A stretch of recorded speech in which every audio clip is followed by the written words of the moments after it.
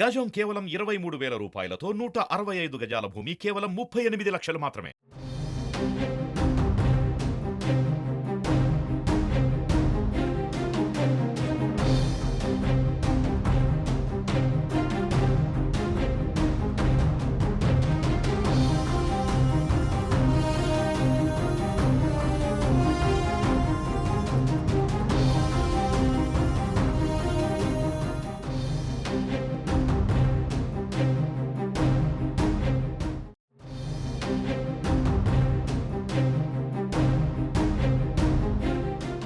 ఆంధ్రప్రదేశ్లో సమ్మె చేస్తున్న అంగన్వాడీలపై వైసీపీ సర్కార్ సంచలన ఉత్తర్వులు జారీ చేసింది. వారిపై ఎస్మా చట్టం ప్రయోగించింది. అంగన్వాడీలను ఎమర్జెన్సీ సర్వీసుల్లోకి చేర్చి 6 నెలల పాటు సమ్మెలు, నిరసనలు నిషేధం అంటూ ఉత్తర్వులు జారీ చేసింది. ఈ మేరకు జీవో నెంబర్ 2 విడుదల చేసింది. అత్యవసర సర్వీసుల కింద సమ్మెను నిషేధిస్తూ ఉత్తర్వులు జారీ చేసింది.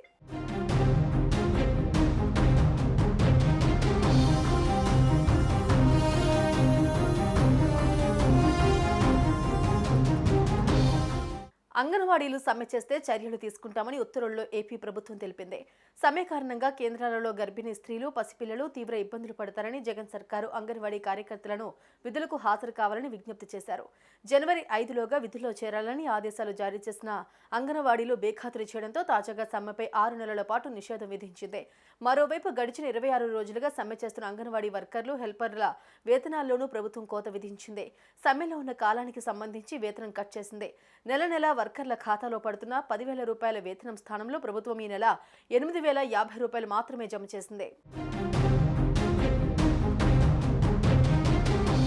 ది ఎసెన్షియల్ సర్వీసెస్ మెయింటెనెన్స్ యాక్ట్కు సంక్షిప్త రూపమే ఎస్మా. ప్రజల సాధారణ జీవనం సాఫీగా సాగేందుకు తోడ్పడే సర్వీసులకు భంగం కలగకుండా ఈ చట్టం ఉపయోగపడుతుంది.